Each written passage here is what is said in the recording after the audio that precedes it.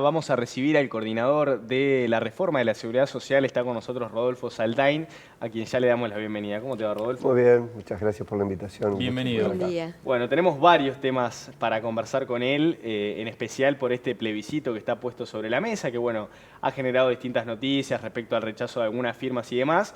Pero lo cierto es que también están sobre la mesa las estimaciones, las proyecciones que hacen de un bando y del otro, y todo lo que puede pasar a partir de octubre con el escenario electoral que finalmente se desarrolle. Rodolfo, en relación al escenario, supongamos que se aprueba el plebiscito, ¿qué pasaría con el déficit del BPS?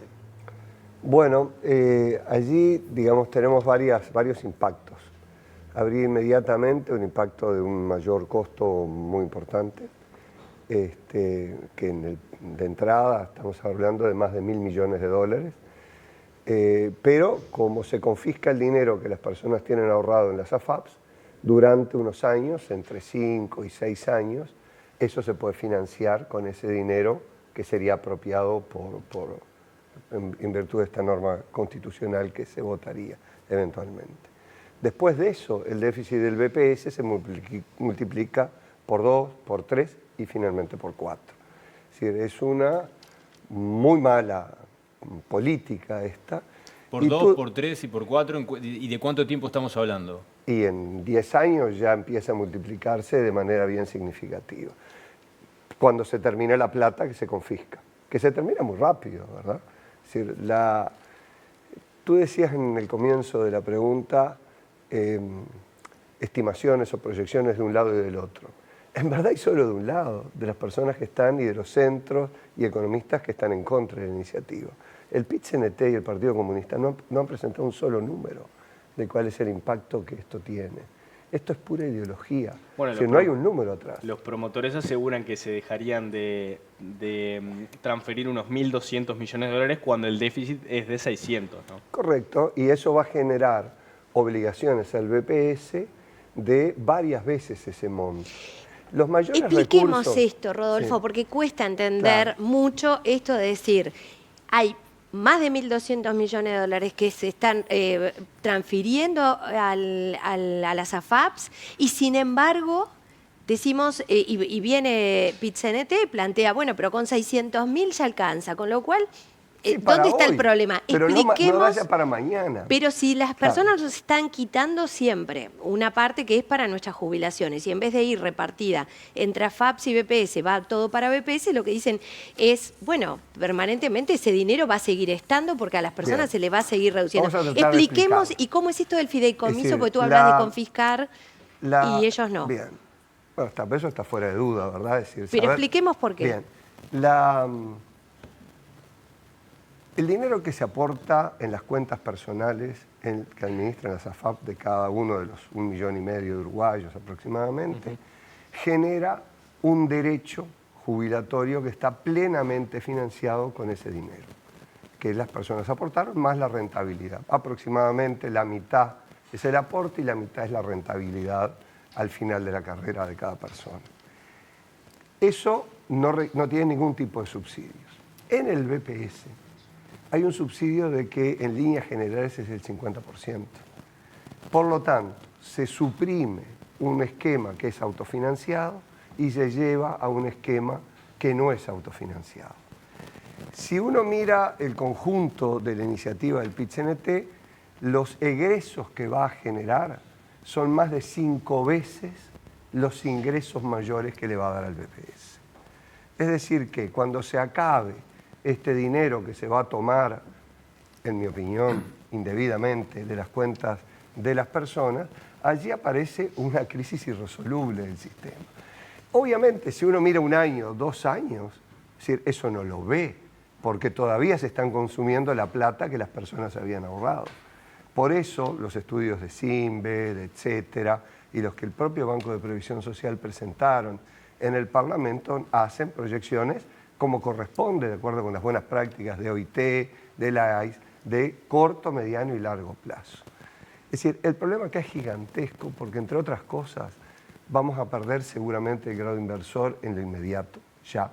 Y eso que a las personas les puede sonar relativamente vago, En verdad es cuánta plata el gobierno uruguayo tiene que pagar para obtener el financiamiento que necesita para todo su funcionamiento.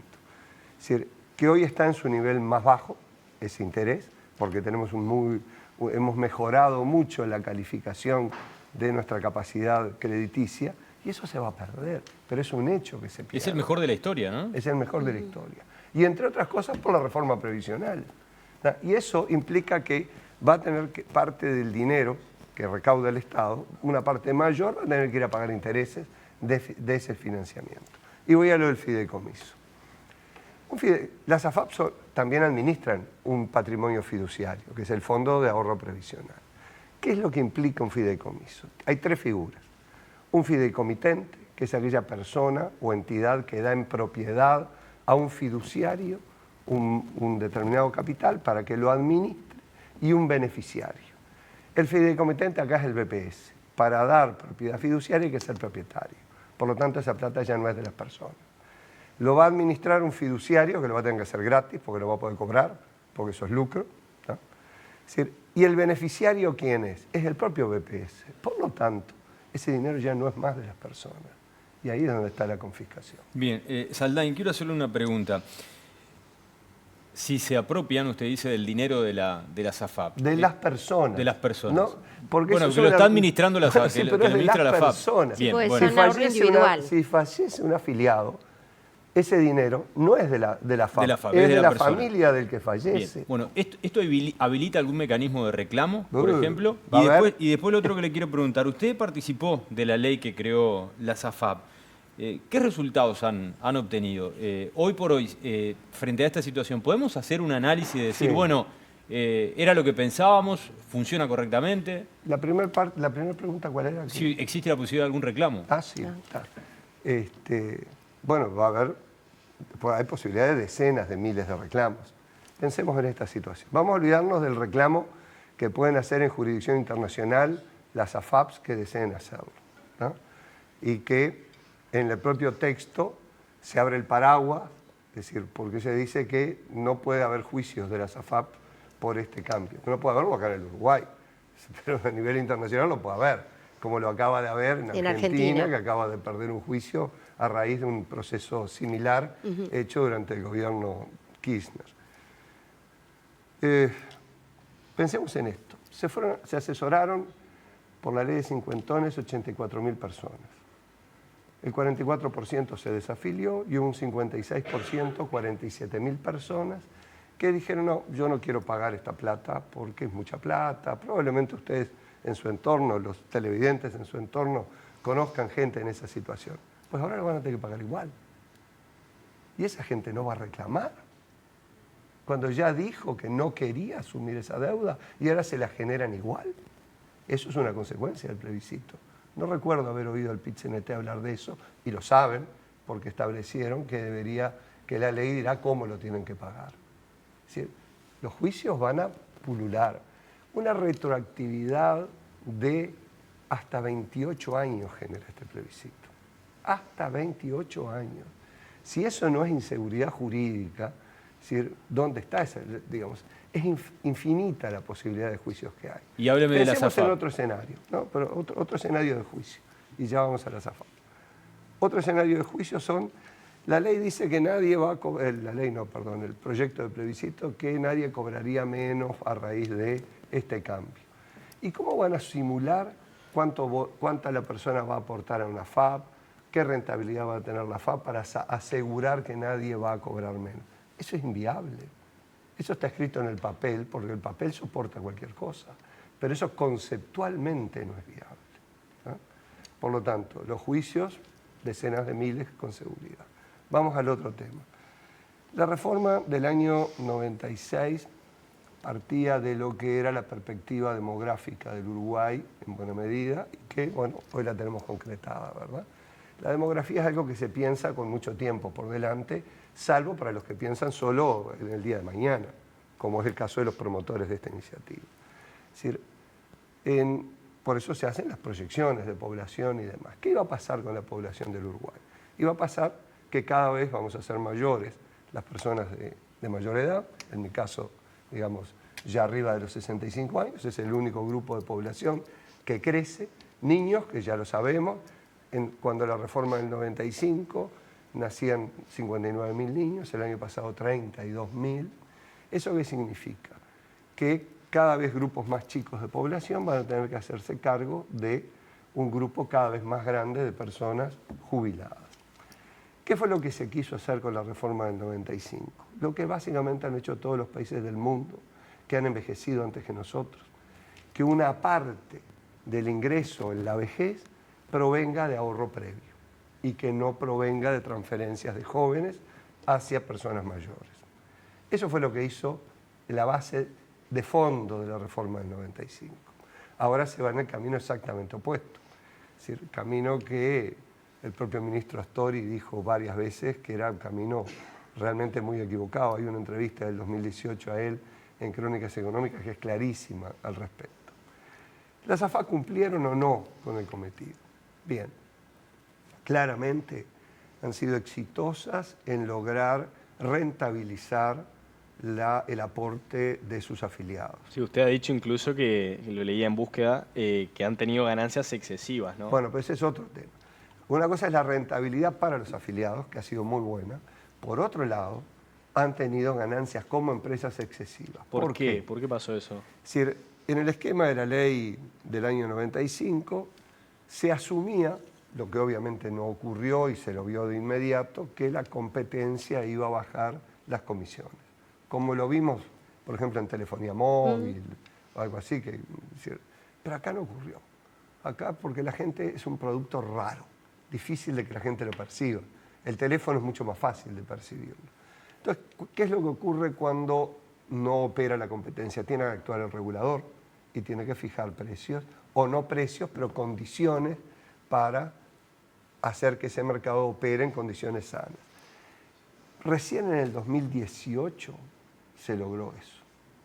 Se pasaron un montón de años sin que se regulara efectivamente. A partir de que se regularon efectivamente, las comisiones bajaron y se derrumbaron, ¿no? Salvo la de la prima del seguro colectivo de invalidez y muerte del Banco de Seguros. ¿Por qué? Proveedor monopólico con 4 clientes cautivos. Está obligado a contratarlo y el banco, en la propia comisión de expertos, reconoció que cobraba por allí un precio mayor al necesario para cubrir otras situaciones del banco, otras carteras del banco. Un muy mal diseño, que debió ser revisado, porque estas reformas no quedan hechas de una vez para siempre. Ahora, por ejemplo, los nuevos afiliados a las AFAPs, es decir, por 3 años, todas las personas que se afilien a partir de diciembre pasado, la comisión es 0. ¿Por qué 0? Es decir, las 4 AFAPs decidieron no cobrar comisión para los nuevos trabajadores por 3 años. ¿Por qué?